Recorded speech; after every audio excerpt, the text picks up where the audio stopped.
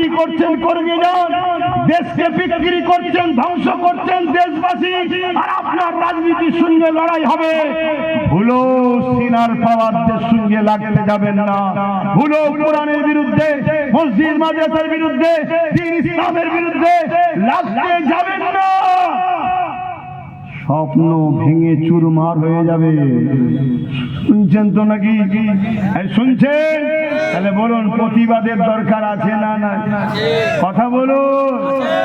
আপনাদের এলাকায় বিভিন্ন জায়গায় প্রচার করছি, আগামী দিন আপনাদের এলাকাতে কোনো যদি মাঠে বা এখানে যদি জনসভা ডাকি কেন্দ্র সরকারের এই চক্রান্তের বিরুদ্ধে, আপনাদের ঘরে পাশে পাওয়া যাবে।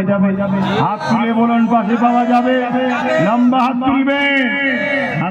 আল্লাহ কবুল করে বলুন আল্লাহুম্মা আমিন। যে মুসলমান কোরআনের পক্ষে নয়, যে মুসলমান দ্বীন ইসলামের পক্ষে নয়, যে মুসলমান মসজিদের পক্ষে নয়, যে মুসলমান মাদ্রাসার পক্ষে নয়, ও মুসলমান সূরাতে মুনাফিক কাফের ছাড়া দ্বিতীয় কিছু নয়। ঠিক না বে ঠিক? এই জোরে বলেন।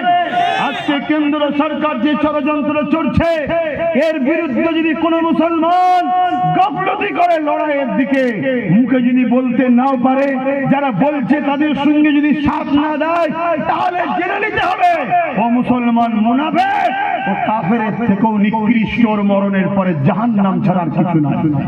এই কথা শুনছেন? কথা শুনছেন? আপনারা আমার সঙ্গে একমত তো নাকি? একমত তো নাকি? তাহলে কোরআনের বিরুদ্ধে যে লাগবে, মসজিদ মাদ্রাসার বিরুদ্ধে যে লাগবে, আল্লাহ দ্বীনের বিরুদ্ধে যে লাগবে, সে আমাদের আর হতে পারে না। জোরে বলে।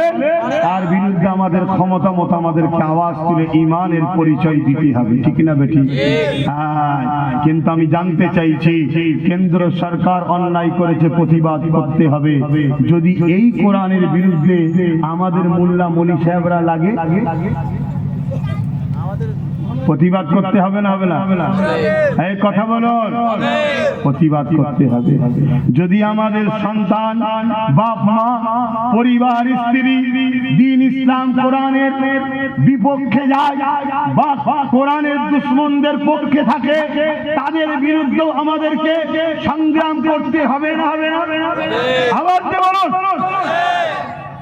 যদি আমার রাজ্য সরকার কোরআন ইসলামের বিরুদ্ধে যায়, হাত তুলে বলুন কারা কারা বলছেন। হাত নামান। ছোট্ট একটা মেসেজ দিয়ে যাচ্ছি, যারা রাজ্য সরকারকে পছন্দ করেন, যদি মুসলমান হন, ইমানদার হন, রাজ্য সরকারকে বুঝান ভুল করছে। শুনছেন কি করেছে? মাদ্রাসা থেকে কোরআনকে তুলে দিয়েছে। শুনছেন? আপনাদের কাছে খবরটা আছে না? থাকবে না তো? কেন? আপনাদের ঘরে যারা প্রচার শোনায় মোল্লা মলি সাহেব, এরা কেন্দ্রের বিরুদ্ধে বলে, রাজ্যের বিরুদ্ধে বলে না। কেন? এখান থেকে ভাড়া পায়। শুনছেন তো নাকি? পথে যারা রাজ্য সরকারকে ভালোবাসেন, আপনার পছন্দ, আপনার কাছে আমি বিরোধী করতে যাচ্ছি না। কেন? ধর্ম সবাই